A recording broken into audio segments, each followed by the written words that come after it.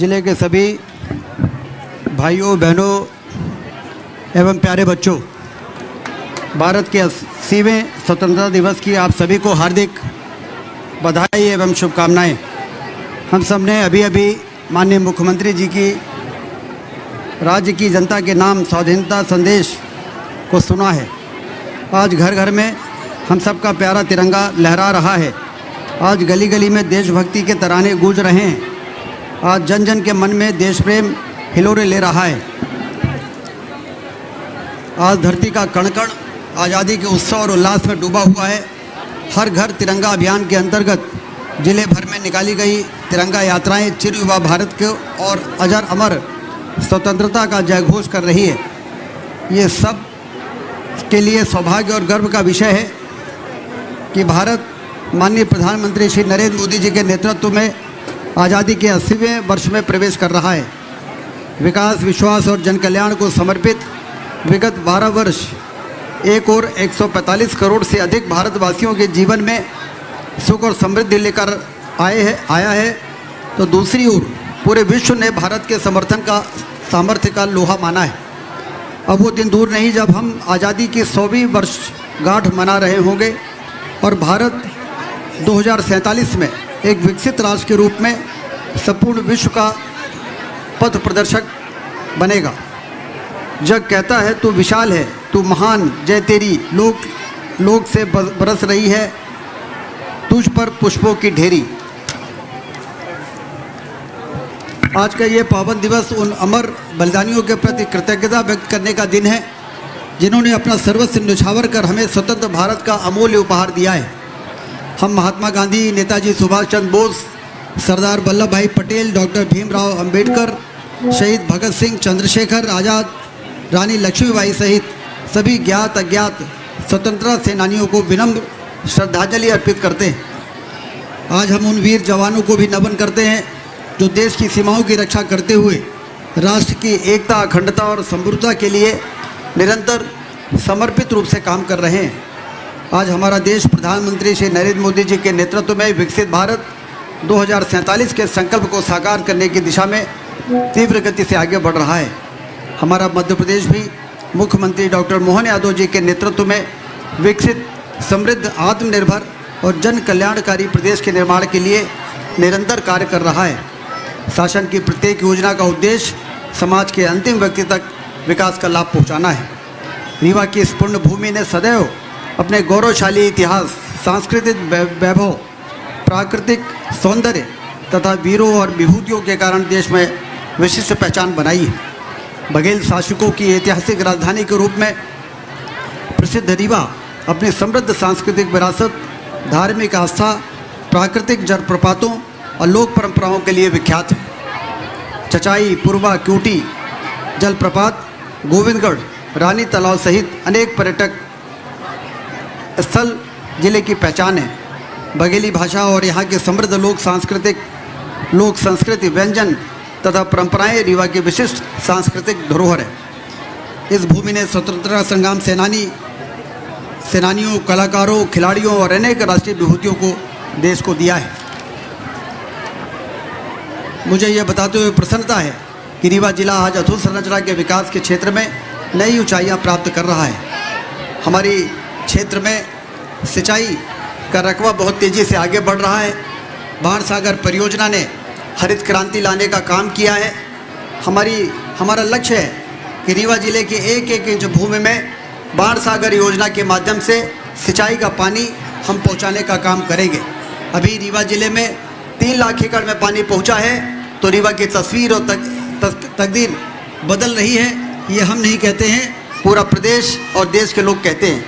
लेकिन आप कल्पना करिए कि जो प्रयास, जो योजना, जो बजट का प्रावधान हमारी सरकार ने किया है, तो आने वाले 1-1.5 वर्षों में हमारी कोशिश रहेगी कि सिंचाई का क्षेत्रफल 3 लाख एकड़ से बढ़ के 6 लाख एकड़ हो जाए और उसके बाद आने वाले 4-5 वर्षों में यही सिंचाई का क्षेत्रफल बढ़ के और 9 लाख एकड़ में हो जाए।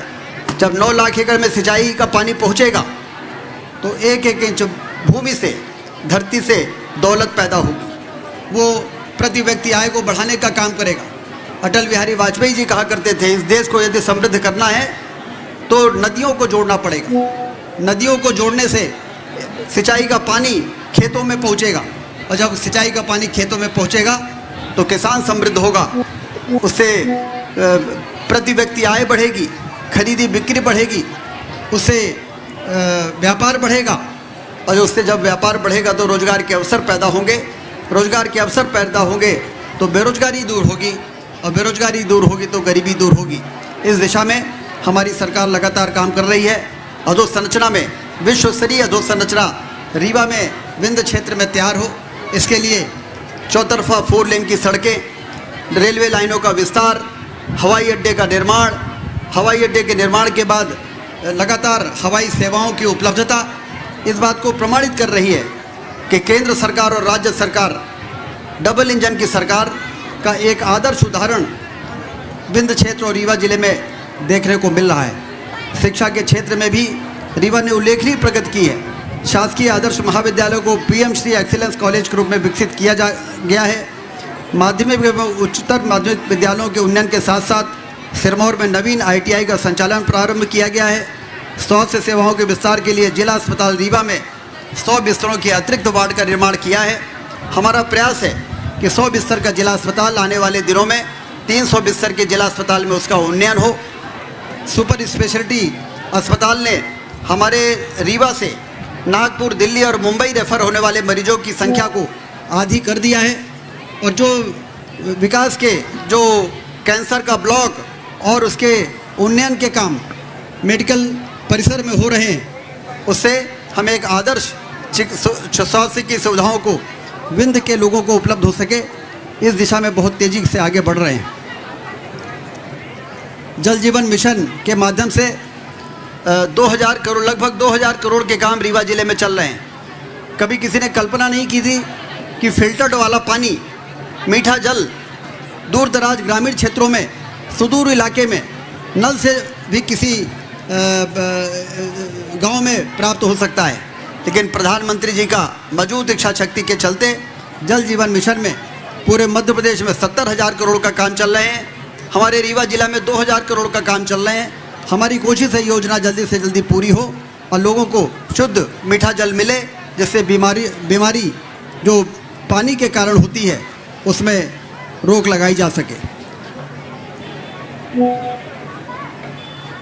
कृषि आधारित अर्थव्यवस्था को सुदृढ़ बनाने के लिए जैसा मैंने आपको बताया कि व्यापक स्तर पर योजनाओं की मंजूरी की गई है, चाहे वो बहुती कैनाल योजना हो, चाहे सिरमौर, त्योथर, सिमरिया सूक्ष्म माइक्रो इरिगेशन प्रोजेक्ट हो। इसके लिए लगभग, चाहे वो नई गढ़ी और हनुमना माइक्रो इरिगेशन प्रोजेक्ट हो, इसके लिए हजारों करोड़ रुपए हमारी सरकार ने, डॉक्टर मोहन यादव जी की सरकार ने मंजूर किए हैं, जो आने वाले दिनों में यहाँ पर हरित क्रांति लाने का काम करेगी। हमारे युवाओं की प्रतिभा ही विकसित भारत और विकसित मध्य प्रदेश की सबसे बड़ी शक्ति है। युवाओं को कौशल, रोजगार और स्वरोजगार से जोड़ने के लिए रीवा जिले में रोजगार मेलों का आयोजन किया गया है। सुशासन हमारी सरकार की सर्वोच्च प्राथमिकता है। प्रत्येक मंगलवार को आयोजित जन सुनवाई, ग्रामीण क्षेत्रों में जन चौपाल, ऑनलाइन राजस्व सेवाओं का त्वरित निराकरण, प्रशासनिक पारदर्शिता के माध्यम से आमजन की समस्याओं का समयबद्ध समाधान सुनिश्चित किया जा रहा है। रीवा अपनी सांस्कृतिक और प्राकृतिक विरासत के लिए पूरे प्रदेश में अपना एक विशिष्ट स्थान रखती है, और इसके दम पर पर्यटन की क्रांति लाने का हम सारे लोग प्रयास कर रहे हैं, और इसी कारण हवाई सेवाओं को लगातार बढ़ाया गया है।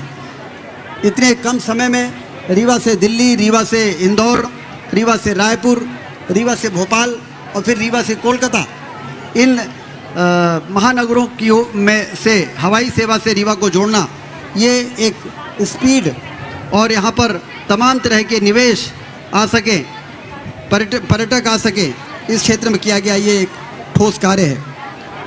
ये हमारे लिए गर्व का विषय है कि विभिन्न योजनाओं के प्रभावी क्रियान्वयन में प्रदेश एवं राष्ट्रीय स्तर पर उत्कृष्ट प्रदर्शन किया गया है।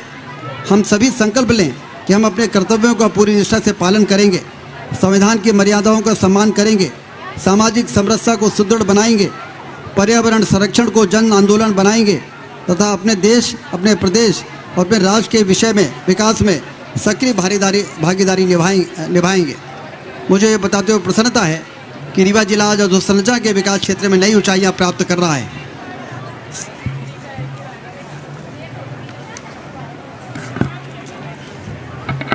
भाइयों और बहनों, स्वतंत्रता हमारे लिए एक उत्सव मात्र न होकर जन सेवा से जन विश्वास और जन विश्वास से जन कल्याण के संकल्प को साधना का स्वरूप देने का दिव्य अवसर है। जिले के सर्वहारा वर्ग का सर्वोदय ही सरकार का साध्य है। लंबे संघर्षों और लंबे इंतजार के बाद मिली आज़ादी को प्राण देकर भी रक्षा करना और आज़ादी के मूल्यों को लोकतंत्र के प्राणवायु में परिवर्तित कर देना ही देश के अमीर शहीदों को सच्ची श्रद्धांजलि है। आज प्रधानमंत्री जी ने लाल किले के प्राचीर से और मुख्यमंत्री जी ने भोपाल से ये स्पष्ट संदेश दिया है कि देश का जो भी विकास हो रहा है, देश जिस तरह से आर्थिक महाशक्ति बन रहा है, 2047 में भारत दुनिया में विश्व गुरु के स्थान पर पहुंचने के लिए पूरी तरीके से तैयार हो चुका है। दुनिया का नेतृत्व करने के लिए, जैसे दुनिया में शांति की स्थापना की जा सके, ये सारा विकास आज प्रधानमंत्री जी ने लाल किले के प्राचीर से कहा है कि ये आने वाली पीढ़ी के लिए है, ये युवाओं के लिए है। इसके सबसे बड़े लाभार्थी हमारे देश के युवा हैं, जो 2047 में जिनके कंधों में देश के संचालन का बोझ आने वाला है।